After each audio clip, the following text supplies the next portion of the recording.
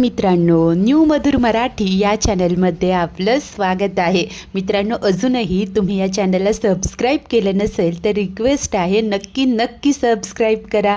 मित्रांनो, आजच्या एपिसोडमध्ये आता जानकी आणि अवंतिका टेन्शनमध्ये असतात। जानकीला हीच काळजी वाटत असते की शर्वरी वंशांना सगळं कळलं तर काय करायचं। ती अवंतिकाला हेही सांगते की सकाळी सौमित्र भाऊजींना डोळा लागला होता, त्यांच्या लॅपटॉपमध्ये सगळं काही होतं।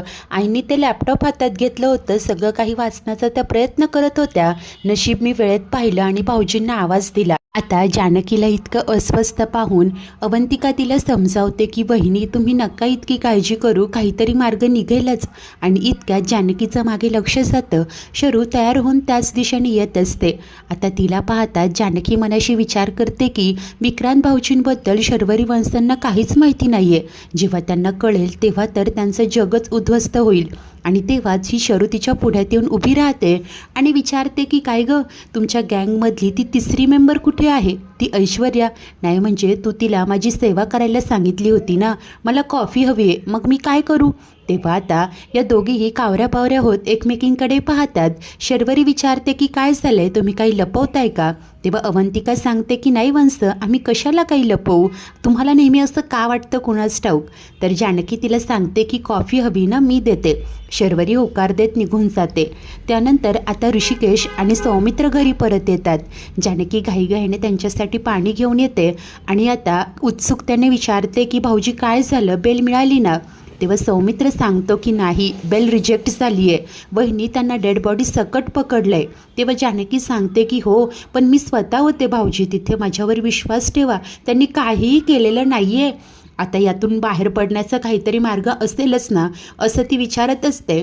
तेव्हा ऋषिकेश म्हणतो की जानकी, परंतु सर्वात आधी आपल्यासमोर हा प्रश्न आहे की विक्रांतराव या जगात नाही आहे आणि ही बातमी आई आणि शर्वरीला कळल्यावर त्या कशा रिॲक्ट होतील? तेव्हा आता सौमित्र सांगतो की हो ना, मला देखील तोच प्रश्न पडलाय, शरूला जर का कळलं की विक्रांत दाजी या जगात नाही आहे तर? आणि तेव्हाच हे सगळं शरूने ऐकलेलं असतं। ती दुरूनच ओरडते की नाही, हे कसं शक्य आहे? आता सर्वांनाच मोठा धक्का बसलेला असतो, ते सर्वच जण उभे राहतात।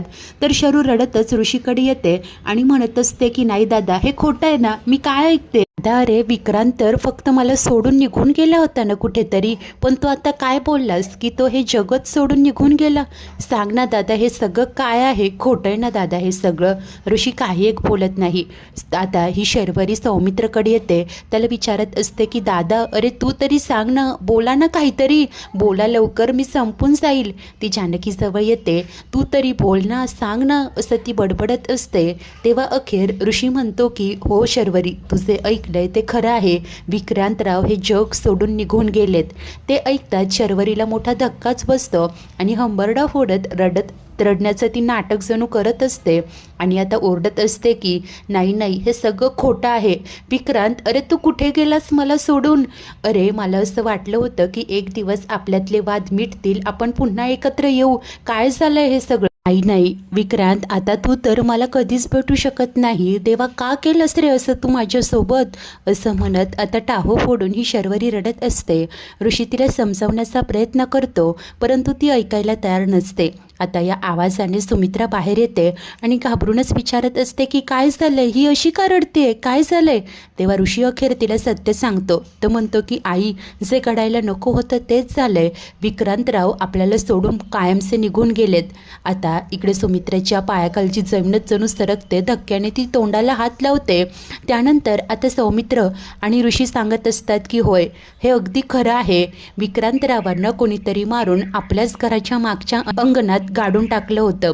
जानकी, सारंग आणि ऐश्वर्या यांना कसला तरी वास आला, ते तिथे गेले तेव्हा त्यांना विक्रांतरावांची डेड बॉडी सापडली। आता सुमित्रा देखील रडतच म्हणते की परंतु कोणी केलं हे सगळं, कोणी माझ्या मुलीच्या आयुष्याचं हे असं वाटोळं केलं? उठ बाळा उठ, असं म्हणत ती शर्वरीला धीर देत असते। तेव्हा शरू आता विक्रांत असं म्हणत हंबरडा फोडून सुमित्रेला मिठी मारत खूप रडत असते। आणि त्यानंतर अचानकपणे तिला क्लिक होतं, ती ऋषीला बोलते की दादा, आता तू काय म्हणालास की विक्रांतची डेड बॉडी ऐश्वर्याला सापडली? नाही, मला आता कळलं हे सगळं कोणी केलंय ते, त्या ऐश्वर्यानेच माझ्या नवऱ्याला मारलंय असा आरोप आता ती थेट लावते. ते ऐकून सर्वच जण चकित होतात. जानकी धक्क्यानेच बोलते की काय काय म्हणालात वंश तुम्ही? हे बघा, ऐश्वर्यावर हे असे आरोप नका लावू. मुळात विक्रांत भाऊजींचा आणि ऐश्वर्याचा काय संबंध? तेव्हा ही शर्वरी सांगते की अगं, परंतु माझं चांगलं झालेलं तिला बघवत नाही ना. ती नेहमी मला पाण्यात बघते. मला माहिती आहे हे सगळं ना त्या ऐश्वर्यानेच केलं. अरे, मी इथे या घरात राहत होते ना, हे सुद्धा त्या ऐश्वर्याला खुपत होतं. यात सगळ्याचा तिने सूड उगवला आणि माझ्या नवऱ्याला मारलं.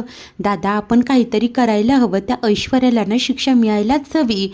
असं म्हणत ती तशीच खाली बसते आणि विक्रांत, अरे का सोडून गेलास रे मला? तू परत ये विक्रांत, असं म्हणत ती आता रडत असते. तिची ही अवस्था पाहता सर्वांचंच काळीच पिळवटून निघत असतं. सर्वांनाच खूप वाईट वाटत असतं.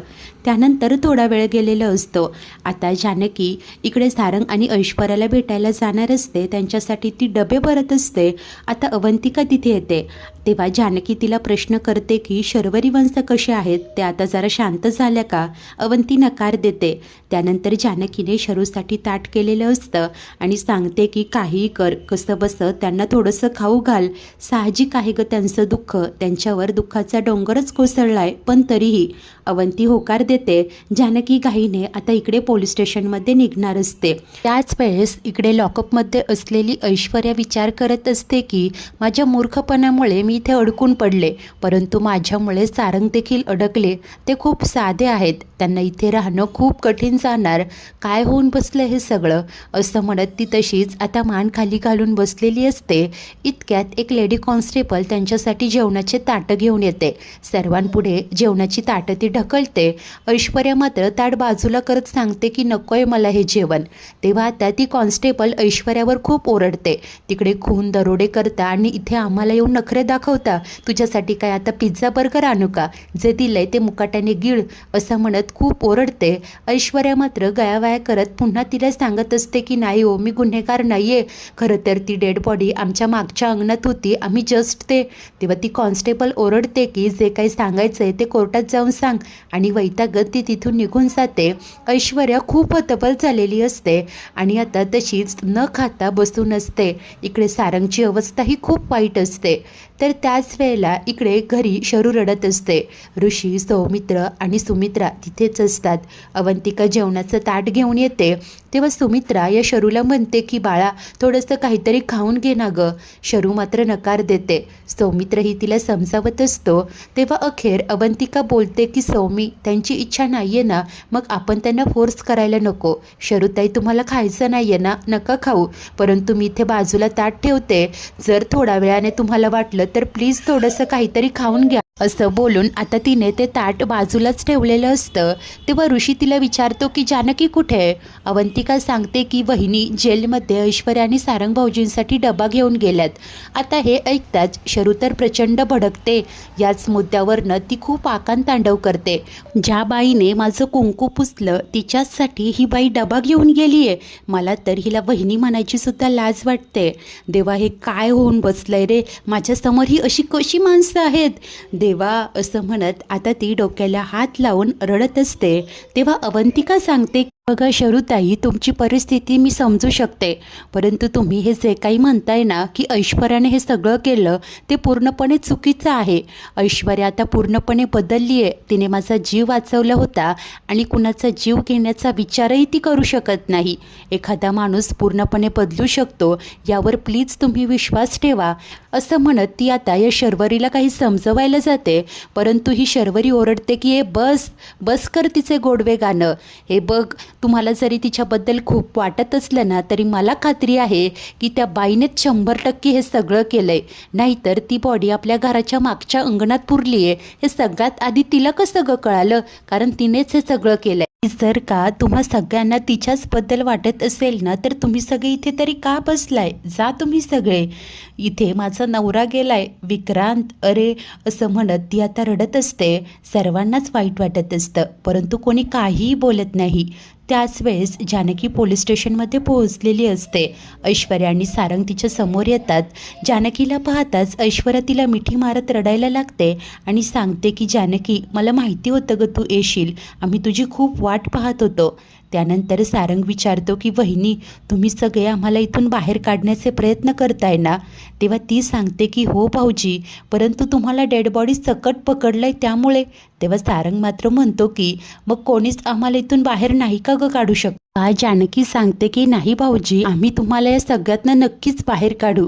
हे सगळं जाऊ द्या, मला माहिती आहे तुम्ही काहीही खाल्लं नसणार, मी तुमच्यासाठी डबा आणलाय. असं म्हणत जानकी घाईघाईने ते डबे बाहेर काढत असते आणि मागे वळून पाहते तर काय, सारंग आणि ऐश्वर्या मान खाली घालून तोंड पाडून उभे असतात. त्यांना पाहताच तिला खूप वाईट वाटतं आणि ती बोलते की सारंग भाऊजी, ऐश्वर्या प्लीज तुम्ही असे उदास नका ना राहू. हे बघा, काही झालं तरी मी तुम्हाला यातनं बाहेर काढेल. जो गुन्हा तुम्ही केलाच नाही आहे त्याची शिक्षा मी तुम्हाला नाही होऊ देणार, वचन देते मी तुम्हाला. असं म्हणत जानकी आता हात समोर करत ऐश्वर्या आणि सारंगला वचन देत असते. जानकीने आता ऐश्वर्या आणि सारंगचे हात हातात घेऊन त्यांना हे वचन दिलेलं असतं. तेव्हा त्यांच्या देखील जीवात जीव येतो, त्यांना खूप हायसं वाटत असतं. त्याच वेळेला इकडे ही शरू मात्र नाटकं करत रडतच असते. तिचे तमाशे सुरूच असतात. नाही, मला वाटलं होतं या घरात माझं आहे कोणीतरी, पण असं कोणीही नाही आहे. एकटा विक्रांत माझा होता, पण आता तोही गेलाय. एकटी पडले मी आणि माझी आता या घरात किंमत काय आहे ना ते मला कळून चुकलंय. तेव्हा आता सुमित्रा तिला समजावते की असं नाही आहे ना, तुझी आई आहे ना गं. परंतु शर्वरी म्हणते की नाही, मी म्हटलं ना कोणी नाही आहे, हो बाजूला हो तू. सुमित्रेला वाईट वाटतं, ती रडत असते. तेव्हा अखेर ऋषी म्हणतो की आई, आता आपल्याला शरूला समजून घ्यावं लागेल गं. तो शर्वरीकडे येतो, तिला शांत करतो आणि अखेर म्हणतो की तुझा आरोप आहे ना ऐश्वर्याने हे सगळं केलंय. जर का तू म्हणतेस तसं ऐश्वर्याने हे सगळं केलं असेल ना, तर कायदा तिला सोडणार नाही. शरू, मी तुला न्याय मिळवून देईल. असं बोलून आता ऋषीने इकडे शरूला शब्द दिलेला असतो. त्याचं हे बोलणं ऐकून अवंतिका आणि सौमित्र तर अवाक होऊन पाहतच राहतात.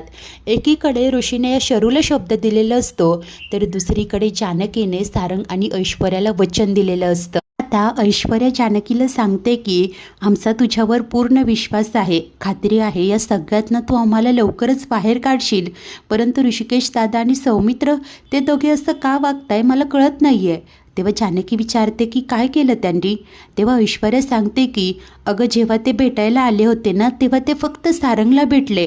माझ्याकडे तर साधं त्यांनी बघितलंही नाही गं. त्यांनी सारंगला सांगितलं की आम्ही तुला लवकरच या सगळ्यातनं बाहेर काढू. मला कळत नाही आहे ते असं का वागताय ते. म्हणजे त्यांनाही असंच वाटतंय का मी इकडे विक्रांत भाऊजींचा खून. आता ऐश्वर्या खूप दुखावलेली असते. तेव्हा जानकी तिला सांगते की नाही अगं, असं काहीही नाही आहे, तू वाईट नको वाटून घेऊस. हवं असल्यास मी यांच्या वतीने सॉरी म्हणते. आणि राहिला प्रश्न सौमित्र भाऊजींचा, तर मला असं वाटतंय की त्यांना शर्वरी वंशनचं म्हणणं पटलंय. तेव्हा आता ऐश्वर्या धक्क्याने विचारते की काय, शर्वरी वंशनचं म्हणणं म्हणजे तिलाही असं वाटतंय की तिच्या नवऱ्याचा खून मी. जानकी मांडोलावर होकार देते. आता मात्र ऐश्वर्याची खूप चिडचिड होते. ती म्हणते की काय, जस्ट बिकॉज तिचा माझ्यावर राग आहे म्हणून ती बाई काहीही बोलेल का. अगं, मी का मारेल विक्रांत भाऊजींना, त्यांचा आणि माझा काय संबंध. जानकी अगं. तेव्हा जानकी समजावते की हे बघ, तू शांत हो. नवरा गेल्याच्या दुःखात आहेत ग त्या. रागात येऊन दुःखात त्यांनी जर का तुझ्यावर काही बोलल्या, चिडचिड केली, तर तू इतकं वाईट नको वाटून घेऊ, संयमाने घे. परंतु ऐश्वर्या ऐकत नाही. ती म्हणते की अगं, तिचा नवरा गेल्याचा ब्लेम तिने माझ्यावर लावलाय, याचा सिरियसनेस कळतोय का तुला. तेव्हा जानकी मात्र ओरडूनच तिला गप्प करते आणि म्हणते की हे बघ, मी तुला हेच सांगत आली आहे की तू आता जसं रिॲक्ट झाली ना, तसं एक्स्ट्रीम रिॲक्ट नको होत जाऊ. तेव्हा ऐश्वर्याची मात्र पुन्हा खूप चिडचिड होते. ती म्हणते की तुला कळतंय का, अगं आता मी इथे जेलमध्ये अडकले, तेही का मी न केलेल्या गुन्ह्यासाठी. आणि त्यानंतर ऐश्वर्या सांगते की जानकी, मी तुला लिहून देते, हे सगळं ना त्या शर्वरीनेच केलं असणार आणि या सगळ्यातनं ती मुद्दामून मला प्रेम करते, कारण मी तर तिच्या वाटेतला मोठा काटा आहे ना. हे असं केल्याने तिच्या वाटेतला काटा सहज दूर होणार. सारंग गोंधळूनच पाहू लागतो. तर जानकी म्हणते की ऐश्वर्या, अगं रागाच्या भरात तू वाटेल तसं बोलते. तेव्हा ऐश्वर्या सांगते की नाही, तू आठव जानकी, जेव्हा शर्वरी आपल्या घरी आली होती ना, तेव्हा तिच्या डोक्यात काहीतरी सुरू आहे हे पहिल्यांदा मीच तुला सांगितलं होतं. अगं मीच तुला सांगितलं की ते पैसे शर्वरीने चोरले असणार, म्हणूनच तर तू तिचा पाठलाग केला. तू त्या शर्वरी आणि राहुलला रंगेहात पकडलं, म्हणूनच तर ती हे सगळं करते ना. तेव्हा आता जानकी गोंधळातच म्हणते की या सगळ्याचा त्या राहुलशी काय संबंध. तेव्हा ऐश्वर्या सांगत असते की संबंध आहे. अगं माझ्यामुळे तिचा प्लॅन फसला, ते पैसे हातून गेले, म्हणूनच तर या सगळ्याचं खापर ती माझ्या डोक्यावर फोडते. जानकी अगं बाकी सगळ्यांचं सोड, पण तुला तर सगळंच इन डिटेल माहिती आहे ना गं. जानकी तुला माहिती आहे ना गं मी बदलली आहे, त्यामुळे हे असे फालतू चुकीचे थॉट माझ्या मनाला साधे शिवतसुद्धा नाहीत गं. जानकी अगं मी माझ्या मॉम डॅडची, माझ्या नवऱ्याची आणि तुझी शपथ घेऊन सांगते गं, मी विक्रांतला मारलं नाही आहे. तेव्हा जानकी बोलते की हो ऐश्वर्या, तुला हे सगळं एक्सप्लेनेशन देण्याची काही गरज नाही आहे, कारण माझा विश्वास आहे तुझ्यावर. आणि राहिला प्रश्न शर्वरी वंशंचा, तर जोपर्यंत खरा गुन्हेगार पकडला जात नाही तोपर्यंत हा संशय असाच राहणार आहे. प्लीज तू थोडेसे पेशन्स ठेव, असं ती समजावत असते. तेव्हा पॅनिक झालेलं सारंग मात्र बोलतो की वहिनी अगं पण तोपर्यंत आम्हाला इथे राहायचं नाही आहे गं, प्लीज काहीतरी कर. जानकी समजावते की हो भाऊजी, हे बघा मी लवकरात लवकर तुम्हाला इथून बाहेर काढेल, परंतु त्यासाठी खरा गुन्हेगार कोण आहे ते कळायला हवं ना. तेव्हाच ऐश्वर्या विचार करतच म्हणते की खरा गुन्हेगार आपल्या समोर असेल आणि आपण जर का त्याला ओळखू शकत नसेल तर नक्की देखील आश्चर्याने पाहू लागते. मित्रांनो आजचा हा एपिसोड इथेच संपतो. तर पुढील भागात राहुल आता इकडे आशीर्वाद बंगल्यात शर्वरीला भेटायला आलेलो असतो आणि तिला विचारतो की काय विक्रांतची डेड बॉडी इथे तुमच्या घराजवळ सापडली. अगं मग चांगलंच झालं ना, आपल्या वाटेतला सगळ्यात मोठा काटा दूर झाला, असं म्हणून तो तिला मिठी मारत असतो. आणि तेव्हाच दाराबाहेर उभ्या असलेल्या जानकीने त्यांचं हे बोलणं ऐकलेलं असतं आणि लगेच ती आता बाजूला येते. अवंतिका तिला पाहते. तेव्हा जानकी सांगते की ऐश्वर्या जे म्हणत होती ते खरं होतं, विक्रांत भाऊजींना शर्वरी वंशांनी मारलंय. आणि तिचं हे बोलणं नेमके ऋषी ऐकतो. तो रागानेच येऊन म्हणतो की जानकी अगं हे काय बोलते तू. तेव्हा जानकी सांगते की मी खरं तेच बोलते, अजूनही तो राहुल शर्वरी वंशांच्या रूममध्ये आहे, चला. असं म्हणत ती आता इकडे ऋषीला रूमच्या बाहेर घेऊन येते आणि रूमच्या आतमध्ये हा राहुल शरूला मिठीत घेऊन उभा असतो. मित्रांनो अखेर आता ऋषी जानकी या राहुल आणि शर्वरीला रंगेहात पकडतील का. ऐन वेळेस हा राहुल तिथून पळ तर नाही काढणार ना, शर्वरी आणखी काही कांगावा नाही करणार ना. आता जानकीला संशय तर आलेला आहे, म्हणजे जणू खात्रीच पटली आहे, परंतु यासाठीचे पुरावे ती नक्की गोळा करेल तरी कसं आणि ऐश्वर्या व सारंगची सुटका कशी करेल, सर्वच काही पाहणे खूप उत्सुकतेचे असेल.